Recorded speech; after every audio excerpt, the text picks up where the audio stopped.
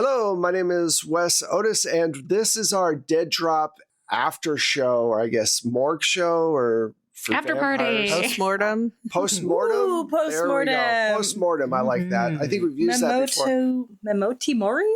What's that one Memento thing? Mori. I was so close. Thank you. So let's just reintroduce the people real quick and the characters they were playing. We're going to talk a little bit about the last season, just thoughts and all that. Let's start with Michelle. Hey, I'm Michelle, and I was playing Sofia Vallardes, who was the hacker and the cleaner and, general person bathed in blood who lives in a van. B. Hey y'all, B Zelda, and I played Decker Black, who was scripted as the face and the muscle, who ended up mostly just being a frustrating himbo. I like that. Himbos are amazing. Yeah! Frustrating in universe, but Yes. in metaverse where we're at, I just want to say himbos forever. Okay, yes, I stand that. All right, so Saint. Hello, I'm Saint or Saint Spider, and I was playing our resident kind of doctor, but also murderer, Layla Soto. And yes, she was a bit dry, a bit pragmatic, a bit withheld, but ended up kind of breaking some of those barriers. Kind of. I felt there were some good arcs in there. Yeah. It was interesting. Pooja. Hi, I am Pooja, she, her. I played Asha, also she, her, who was our explosives expert and a very different person in this timeline than she had been previously. So, just to give the listeners some background, when we started this, we actually recorded 4 episodes, and I decided that I wasn't happy with the flow, and I felt like I hadn't really captured what the genre was. So we kind of went back and redid those 4, and I think that was a good idea because I feel like this was a lot of fun, and it turned out to be, even though Saint is saying that she's very dry and whatever, I feel like there was a lot of growth. I feel like there was total arcs. So, Oh my god, the finale, Asha and Layla, they finally had that a beautiful friendship. Is that the right word? yeah, Well, yeah. From we deepened our frenemies to bond. friends. There you go. exactly. And I feel like Decker also kind of went from being, I'm going to say, snotty to Layla. Yeah. He was a bit of a brat. He was a brat. Yes, no, absolutely. From the start, refusing to acknowledge your doctorate and just high society people. Pfft. To just completely having your back, and the two of them were just fantastic combat friends. Everything, and from the start, I feel like everybody kind of trusted Sophia, and Sophia was clutch in so many technical situations where all of us would have just been brain dead. I was so glad to have the technical situations because, man, my fighting was not there. No hand-to-hand, no weapons, no nothing. It was bad. There's a reason why I always prepped explosives. I love that. And it's because I had a little bit of shooting and literally no other combat skills. Dang. Dang. I only had combat skills. Nothing else. The explosive savant for a reason. Mm-hmm. Did Sophia end up shooting anything? Was she ever successful in hitting anything?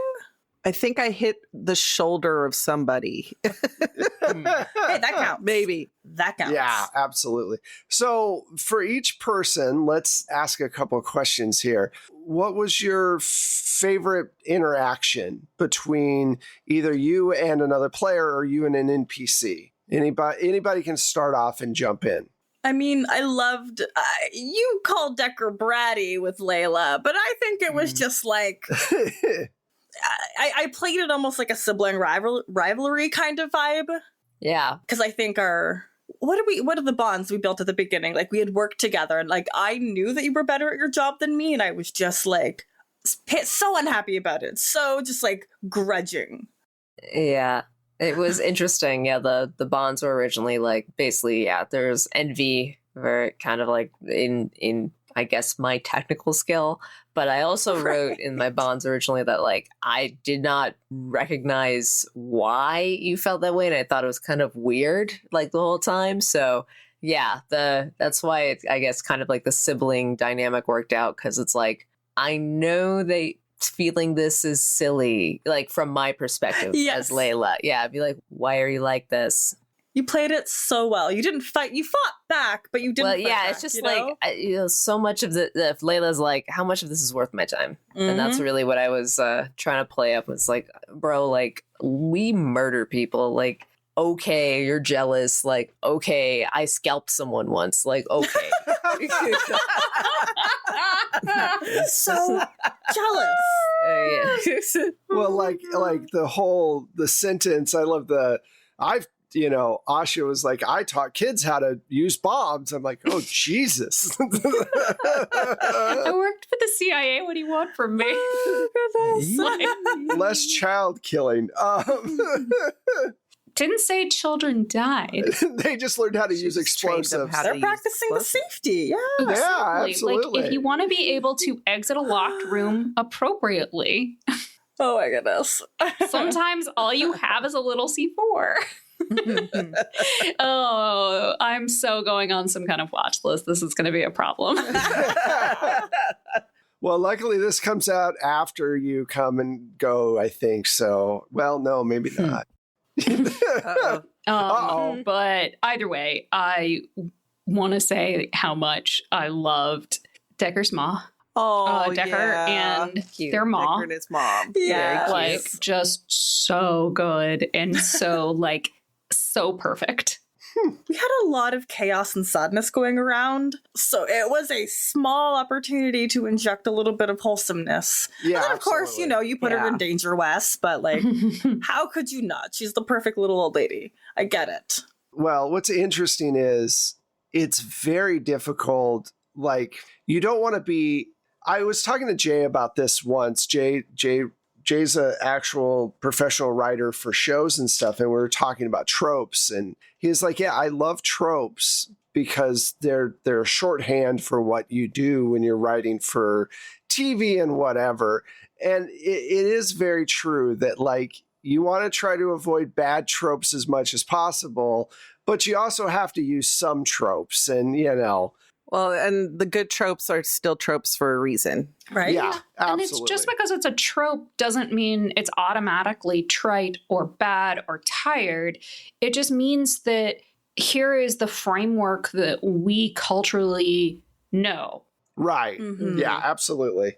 So are you playing into that framework? Are you playing against that framework? Are you subverting the framework? Like, all of those things are valid. But the reality is there's no way that Jenny would have been able to keep your mom secret. She wasn't an agent. I know. It was literally somebody I met They were just hanging out smoking on their deck.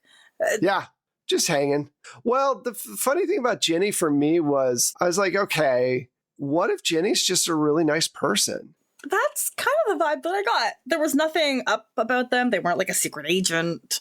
No, they're just really nice. Sometimes you run into just really nice people, and she's obviously had a hard life, but she genuinely wanted to help you out, and that just seemed like the way to go with that particular character. I liked that. I liked that there was no like hidden skeletons in her closet or anything. No agendas or anything. Yeah, it was really nice. What about you, Michelle? What was your favorite interaction? I had a couple. I think watching the friendship between Layla and Asha grow, that arc there was really, really nice because, they went from, well, you're the only person I can think to call in this situation to, I trust you with my life, And the other one I think was Asha and her relationship with Kane and how she kept like being very fiercely independent and like, no, screw you, I'm gonna be my own person. And just some of the ways she interacted with him, I just like that.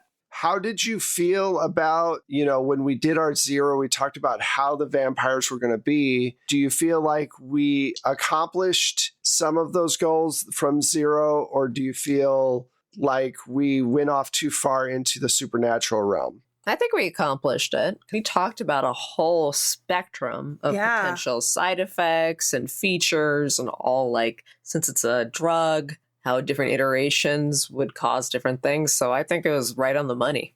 Mm-hmm. Cool. Yeah. Yeah, I don't have anything to add there. It was like... Yeah. Yeah. It was just enough supernatural and just enough science. And yeah. Mm-hmm. Yeah. It was cool. With vampires, it's really difficult to avoid certain tropes and things and whatever. So I thought the Abel thing would at least give it enough of a twist that it would be interesting. It wouldn't be like, okay, Dracula or whatever. Like, I knew I couldn't make C Count Dracula or Count or whatever. The second that Asha said, I thought he was like literally, for a long time, I thought he was literally the Baron's dad because we looked into that history or whatever. Yeah. Same. Yeah. And the thing is the second I was like, okay, I need to subvert that somehow so that it's more of a shock down the way. Well, and at least it wasn't just like, it wasn't the Count, whatever. And it wasn't just like Chris, like some random person. Chuck the vampire. I'm dead. Oh my God. That's the game I need. Chuck the vampire. They call him Court. It's short for Courtney because he comes from an old line of British vampires and... Or straight up just calling him Christian. Christian. Irony. That's on the nose. I guess my next question is for each of you. Obviously, this was a little bit more edgy of a game with how our players acted. Evil people do really evil things and players don't. But this time there was some stuff that, from your past and everything. How was it playing characters that were kind of anti-heroes and, mercenary and into money and okay with a little killing? Like, how did that feel as actors, I guess, or as players? This is my wheelhouse. So it felt very natural. Yeah. Again, I very much, you made the killing easy. You gave us very unlikable enemies that were comfortably irredeemable. Like, it's not like I was like, ooh, I should really look for a way to make you a redeemable person. It's like, nah, you're a racist piece of shit. I think you should die. Or like I'm just thinking back to the people in the truck who were giving up their blood for money and how we had that moment. It was like, wow, should we let them go? Do we interrupt? And we just let them be. So we're not morally corrupt. We just killed those who don't really register as valuable in my books, at least. True. I also felt like you all came from sordid backgrounds, but even though all of you were willing to do horrible things, but you kind of made this story shift of, I'm used to doing X, Y, and Z, but I need to do this to help the greater good at this point, as opposed to this is just a job. I think the feeling I had was, oh, this needs to get done because this is important. I know I pushed the angle a few times, like, if we don't stop the drugs right now, they're going to go onto the streets, and, like, I can't have that affect my communities. So, like, I pushed that angle a lot. But yeah, that's a really interesting comment, how it became, like, at first it was a job, and then it was like, no, we got, like, really well, important. and you were absolutely, Decker was absolutely right in that, because who's gonna get affected? That was part of the thing, is like, you have all these rich assholes who have control over everything, and they're gonna push out an inferior drug to test it on a bunch of poor people who have no idea what's hitting them. So we've seen that in history, and it doesn't go well. So no, it doesn't. Yeah. try to take a personal stance against that one. Well, I was just gonna just add on and say, yeah, for me being kind of moral-ish or taking into account, hey, is this necessary? Like, we've already done a lot of excessive death and violence and stuff. So, like, I don't know. I feel like that was part of Layla's thing where it's like, this is not necessary, or let's try not. And then also Thaddeus dying was kind of like, shit. Like, I don't know. I feel as though Layla, even though I don't think I had to express it that much, she felt more post Thaddeus's death than she thought she would. And I was going to try to save him, but then he evaporated. He had to go and dissolve. Yeah. I was definitely like, floor blood, lick it.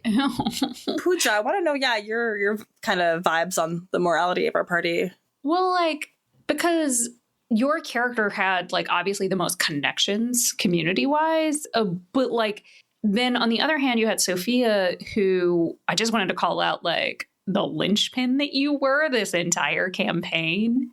Because, like, for all the, like, van person jokes, Right. like, between the connections and the way that you were able to, like, plan and target things, and you always had this kind of, like, vision of what you wanted to happen, and I loved that. And it like kept the rest of us grounded. Because, like, obviously I'm spiraling off with all of my personal shit. And Decker is Decker, the himbo. And then Layla could, like, go either way, but I was about to say, I'm not spiraling. What? you really were that, like, you know, that linchpin that kept the whole machine running.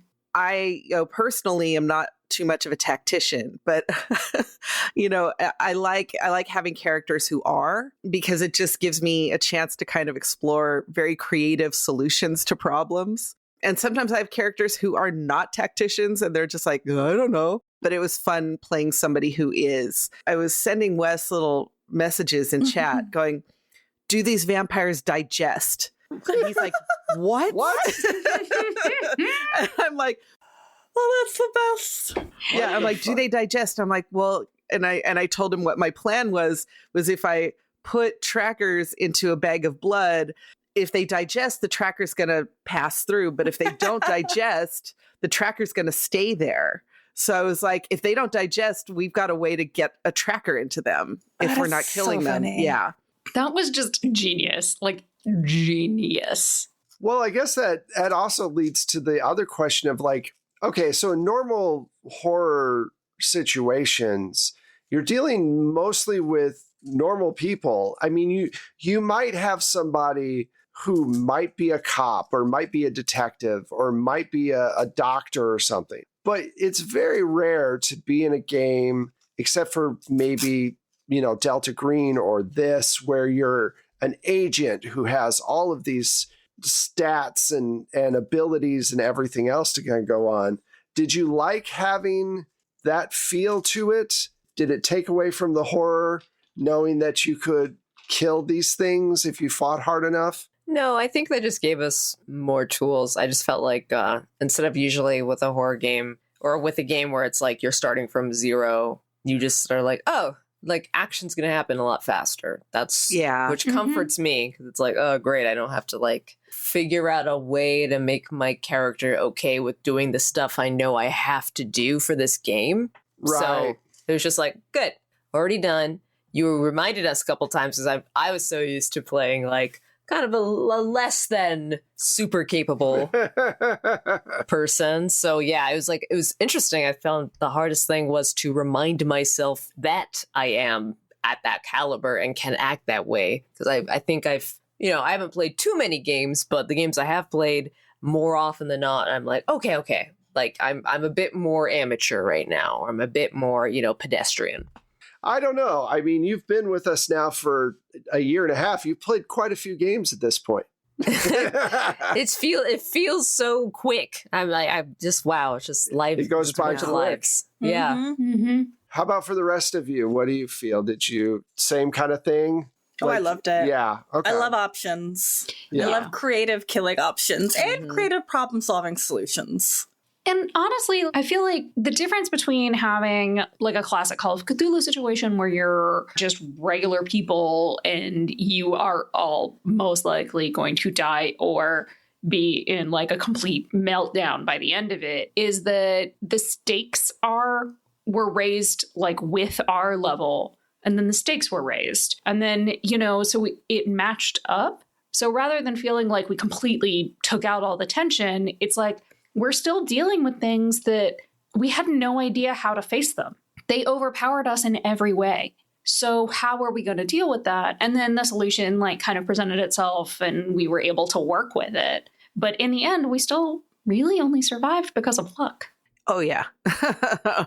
Really, yeah. I mean, the fact, like I said, if you guys hadn't hit that 3, which is attack, and just so everybody knows, and I might put this in that episode as well, I was using my resolve stuff because I don't use the mental illness stuff or the mental health things that, in the games.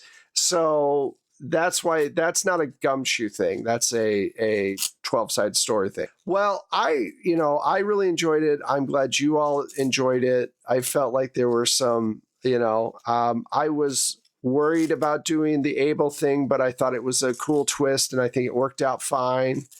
So, but I really appreciate all the effort and obvious talent that you all bring to the table. It was a lot of fun. And I think that, I could see not doing a second season of this, but I could see us coming back and doing different agents and maybe mixing it up with new types of vampires, like maybe alien vampires or... Ooh. I mean, the Baron is still alive. I was about to say the yeah. Baron is out there and I'm sure wants revenge upon everyone. Literally everyone. I am not against a second season at some point. I'm not saying that. I forgot about the Baron and I could totally use that. As He was my favorite vampire. I'm only saying that because he made out with you.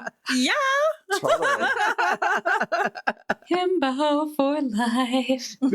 Before I sign off real quick, I will say that was the other part that was really hard because I had to there was a really fine line to tread with this blacked out memory loss that Pooja's character had, that I had to be very like, okay, talking about bad tropes. I didn't, it's missed time. She wakes up, she's got blood everywhere. Things were alluded to, but not necessarily, everything's kind of murky. Vampires as sexual beings is something that has always been part of them. It's the Victorian fear of sex, literally. And, I think that is something that you have to have a group that can work together, that knows each other. I would not run this at a con. I would not sit down with 5 people I don't know and run this game, and without setting out very specific, look, this shit's not going to happen. And I think it's worth saying that Wes and I talked about what those boundaries would be, where those plot lines were going, what I was comfortable with, what I wasn't comfortable with. So it wasn't like any of this was a surprise or sprung, but also like that we had boundaries established going in, and not boundaries that like were based on a prior relationship, but boundaries that we talked about in specific to this game. Yeah, absolutely. I think that, having safety tools in horror games is really important. Even if you know everybody really well, you never know when something's going to go wrong. So you have to be ready for that. And you can't play at the edges and do really like interesting stories with fucked up people without having that in place, because it can be bad. So, but overall, I think it went really well, and I really appreciate everybody just making a great show. I had a lot of fun. So I think we can wrap it up, and thank you all so much for listening to this season. We will see if the Baron comes back for his revenge. And, I think next week we're coming out with Pooja's first show with us, which is going to be City of Mist. And I'm looking forward to that because I get to be a player again. So It's been a little while since I've gotten to play. So thank you so much for listening. Let's find out where everybody is. Let's start with Saint. Hello, I'm Saint or Saint Spider, and you can find me just kind of existing on the internet on Twitter at Saint Spider TV. So that's SAINTSPIDER TV. Thank you. Hey, you can find me on that bird app as Michulu. That's at MICHULHU. You can also find my music and Wes's amazing sound effects if you subscribe through BattleBards. Hello all, as always, I have been your non-binary busy bee. You can find me on Twitter as @B_Zelda or Instagram as @B_Zelda_, or TikTok if you really want to as @B_Zelda. Nope, it's just B Zelda. I do TTRPG things. I stream. I write sometimes, but mostly hang out on the community of Adventurers League for D&D Wizards of the Coast. Hi, I'm Pooja. You can find me on Twitter at LADaisy Girl. That's LADESI Girl. Pretty much all the other socials is Forgotten Saves. You can follow me to find out where I'm going to be, where I have been, where I would like to be, and where my cats would like to be on Twitter. And I am Wes Otis. You can find me at Plate Mail Games on Twitter. If you want to find the podcast, which you already have, but I'm going to tell you anyway, you can find us on Twitter at 12 Sided Stories, the number 12, and then Sided Stories. And then on Instagram, the same thing, 12 and Sided Stories, the number. And then spelled out, 12sidedstories.com for our website. If you'd like to help out, check out our Patreon or Coffee. You can support us there. You get a lot of great. You can also give us a shout out on social media or give us 5 stars on your favorite platform and let us know why you like the shows. Also, check us out on Tuesday nights for Providence Decayed or whatever game we're playing at the time on Twitch at 6 o'clock Pacific time. Thank you all so much for listening, and we will see you next week with a new story. Bye.